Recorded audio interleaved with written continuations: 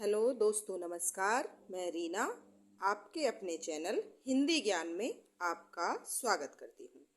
जैसे कि आप सबको पता है, पिछले वीडियो में हमने 40 क्वेश्चन डिस्कस किए थे। अब हम उससे आगे के क्वेश्चन पढ़ेंगे। तो हम उपसर्ग और प्रत्यय की सीरीज हम पढ़ रहे हैं। ये प्रैक्टिस हो रही है प्रीवियस ईयर वाले क्वेश्चंस की। तो आओ चलो पढ़ते हैं। बच्चे खेल रहे हैं। पहला प्रश्न हमारा ये है, बच्चे खेल रहे हैं। अर्थ के आधार पर वाक्य का प्रकार बताइए। तो कौन से प्रकार का वाक्य है ये? तो विधानवाचक वाक्य है। ठीक है। तो अगला क्वेश्चन है, जिस वाक्य में इसलिए और क्योंकि लेकिन परंतु आदि समुच्चय बोधक शब्द जुड़ते हैं, उस वाक्य को क्या कहते हैं? तो उस वाक्य को हम संयुक्त वाक्य कहते हैं। ठीक है। निम्न में से कौन सा वाक्य मिश्र वाक्य है? अगला क्वेश्चन है हमारा ये कि निम्न में से कौन सा वाक्य मिश्र वाक्य है। यहाँ 4 आंसर्स दिए हैं, उनमें से एक सही होगा। तो हमारा सही होगा, जब सवेरा हुआ तब लोग बाहर गए। यानी कि ये 2 वाक्यों से जुड़ा हुआ है, तो इसलिए ये मिश्र वाक्य है। लोग बाहर तब गए जब सवेरा हुआ। तो एक जो वाक्य है वो दूसरे पर डिपेंड है यहाँ। ठीक है। अगला क्वेश्चन है हमारा, एक ही विधेय हो जिसमें, तो उसको क्या कहते हैं? उसको सरल वाक्य कहते हैं। मिश्र वाक्य किसे कहते हैं? तो मिश्र वाक्य उसके पास जो कुछ था वह खो गया, ये मिश्र वाक्य है। ठीक है। क्योंकि ये जुड़ा हुआ है। किससे जुड़ा हुआ है? तो उसके पास जो कुछ था वह खो गया। तो यहाँ 2 जो सेंटेंस है वो एक साथ जोड़े गए हैं। अगला क्वेश्चन है हमारा, मुझे बताओ कि तुम्हारा जन्म कब और कहाँ हुआ था। वाक्य का भेद बताइए। तो कहाँ हुआ था? जब तुम्हारा जन्म कब और कहाँ हुआ था। तो ये जुड़ा हुआ वाक्य है। किससे जुड़ा हुआ है? और से। तो यहाँ होगा मिश्र वाक्य। तो ये हमारा मिश्र वाक्य है। अगला क्वेश्चन है हमारा, तुम कहाँ जा रहे हो। तो कहाँ जा रहे हो? तो ये प्रश्नवाचक वाक्य है। इसमें प्रश्न चिन्ह भी लगा हुआ है। अगला प्रश्न है, जिस वाक्य में साधारण और मिश्र वाक्य का मेल संयोजक अवयवों द्वारा होता है, उसे क्या कहते हैं? तो उसको संयुक्त वाक्य कहते हैं। स्त्रीलिंग शब्द अलग कीजिए। तो स्त्रीलिंग इनमें से छांटना है हमें। तो हुलास, हमला, हवाला या हरकत। तो अगर हम इसको किसी सेंटेंस में भी बांध के देखें तो हमें पता चल जाएगा कि ये स्त्रीलिंग है या पुल्लिंग है। ठीक है। तो हरकत की या हरकत किया नहीं बोलते, तो हरकत की जाती है। तो यहाँ स्त्रीवाचक वाक्य है। ठीक है। अगला प्रश्न है हमारा, वह दंड से बचना चाहता था इसीलिए भाग गया। तो ये कैसा वाक्य है? दंड से बचने के लिए वह भाग गया। यह एक संयुक्त वाक्य है। तो इसमें से कौन सा सही है? दंड से बचने के लिए भाग गया। यहाँ सरल रूप होगा इसका। यहाँ पूछा है, वह दंड से बचना चाहता था इसीलिए भाग गया। यह एक संयुक्त वाक्य है। इसका सरल रूप कौन सा होगा? तो कौन सा होगा? दंड से बचने के लिए वह भाग गया। ये सरल वाक्य है। क्योंकि पहला वाक्य मिश्र वाक्य है, क्योंकि जुड़ा हुआ है, वो एक दूसरे पर डिपेंड है, इसीलिए। अगला क्वेश्चन है हमारा, निम्नलिखित वाक्यों में से अशुद्ध वाक्य को पहचानिए। तो इसमें से अशुद्ध कौन सा होगा? श्रीमती गांधी भारत की प्रधानमंत्री थी, ये बिल्कुल सही है। मेरे घर के सामने पाठशाला है, ये बिल्कुल सही है। अगला है, वहां भारी भीड़ थी, ये भी सही है। मेरे ऊपर कृपा करें, ये गलत है। ठीक है। यहाँ मुझ पर कृपा करो होता या फिर मुझ पर कृपा करें ऐसे होता। सुहावना, लिखाई व छलिया में निहित प्रत्यय के लिए सही विकल्प चयन कीजिए। तो सुहावना में आवना प्रत्यय होगा, लिखाई में आई प्रत्यय होगा और छलिया में इया प्रत्यय होगा। ठीक है।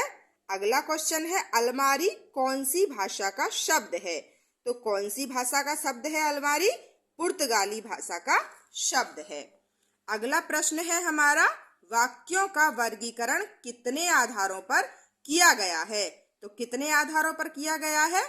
2 आधारों पर किया गया है। वे सरल वाक्य कहलाते हैं जिनमें क्या होता है, अभी पीछे भी बताया था, एक ही उद्देश्य और एक ही विधेय होता है। ठीक है। दुरात्मा में कौन सा उपसर्ग है? तो दुरुपसर्ग होगा। ठीक है। दुरात्मा यानी बुरी आत्मा। निम्न में से कौन सा वाक्य संयुक्त वाक्य है? तो कौन सा संयुक्त वाक्य है? उन्हें न नींद आती थी न भूख लगती थी, भूख प्यास लगती थी। तो ये संयुक्त वाक्य है, एक दूसरे पर डिपेंड है। अधिकार में उपसर्ग है, अधि उपसर्ग होगा। ठीक है। धार्मिक में प्रत्यय कौन सा होगा?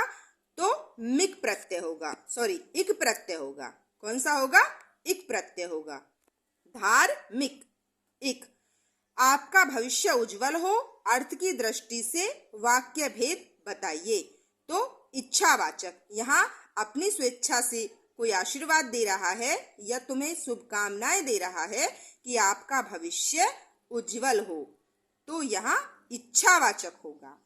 प्रतिध्वनि में कौन सा उपसर्ग है? तो इसमें प्रति उपसर्ग होगा। कौन सा होगा? प्रति। प्रत नहीं होगा, यहाँ गलत दे के रखा है, तो यहाँ प्रति उपसर्ग होगा। न प्रा होगा, न प्रत्युध्वत्त होगा, न ही प्रत होगा, यहाँ प्रति होगा। इस पुस्तक में कहीं कहीं थोड़ी बहुत मिस्टेक्स हैं, तो यहाँ प्रति उपसर्ग होगा, प्रतिध्वनि। प्रयोग के आधार पर शब्द कितने प्रकार के होते हैं? तो प्रयोग के आधार पर शब्द 2 प्रकार के होते हैं। रचना के आधार पर वाक्य कितने प्रकार के होते हैं? तो 2 प्रकार के होते हैं। अर्थ के अनुसार क्रिया विशेषण कितने प्रकार के होते हैं? 4 प्रकार के होते हैं। अगला प्रश्न है हमारा, निम्न में कौन सा संकेतवाचक वाक्य है?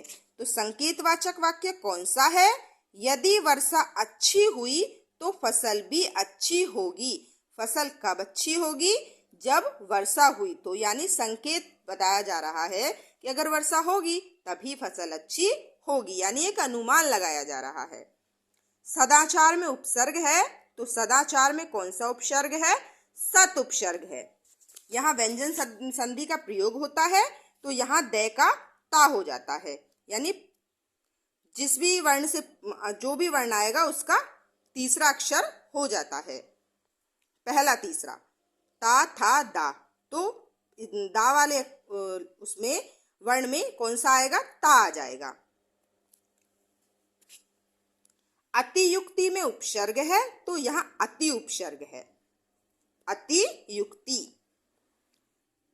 समादर व संरक्षण में उपसर्ग है, तो क्या होगा? यहाँ सम होगा। बताया था कि अंका मा हो जाता है, मकार हो जाता है। प्रत्युपकार, प्रतिदिन व प्रत्युपदेश में उपसर्ग निहित है, तो प्रति उपसर्ग है। अध्यक्ष व अधिष्ठाता में उपसर्ग है, तो अधि उपसर्ग है। निम्नलिखित शब्दों में उपसर्ग पहचानिए। अभ्यास, अभिमुख और अभियान, तो इनमें अभि उपसर्ग होगा। नी, परी, उन उपसर्ग में संबंधित शब्द पहचानिए। तो नी से कौन सा शब्द बनेगा? निबंध। और परी से परिजन, और उनसे 19, 29 मतलब 30 से 1 कम। उन मतलब होता है 1 कम। अति उपसर्ग का अर्थ क्या होता है? अति का अर्थ होता है अधिक या बाहुल्य। कहते हैं ना, किसी चीज की अति हो गई तो वो अधिक होता है, यानी बहुत ज्यादा हो गया। निम्नलिखित में कौन सा शब्द अरबी फारसी उपयुक्त नहीं है? तो कौन सा नहीं है? तो समवाय नहीं है। हमसफर, नाकाम, बेधड़क ये अरबी फारसी के शब्द हैं। हिंदी उपसर्ग युक्त शब्द नहीं है तो कौन सा नहीं है? तो अवान नहीं है। ठीक है, कपूत, 49, उपमा, ये हमारे हिंदी के उपसर्ग हैं।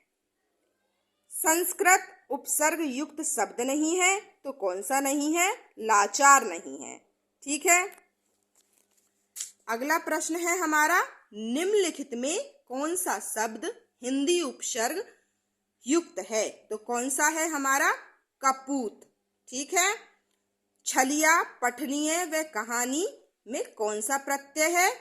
तो हमारा इया, इये और आनी प्रत्यय है। छलिया में इया प्रत्यय है, पठनीय में इये प्रत्यय है।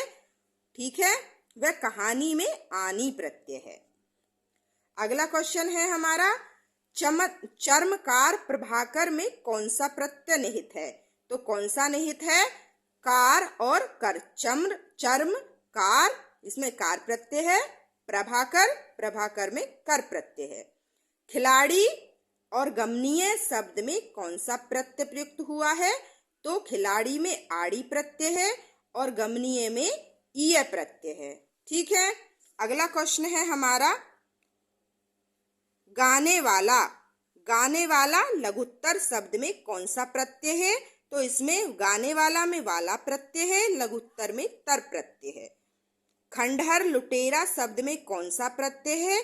तो खंडहर में एरा प्रत्यय है और लुटेरा में एरा प्रत्यय है। खंडहर में हर प्रत्यय है और लुटेरा में एरा प्रत्यय है।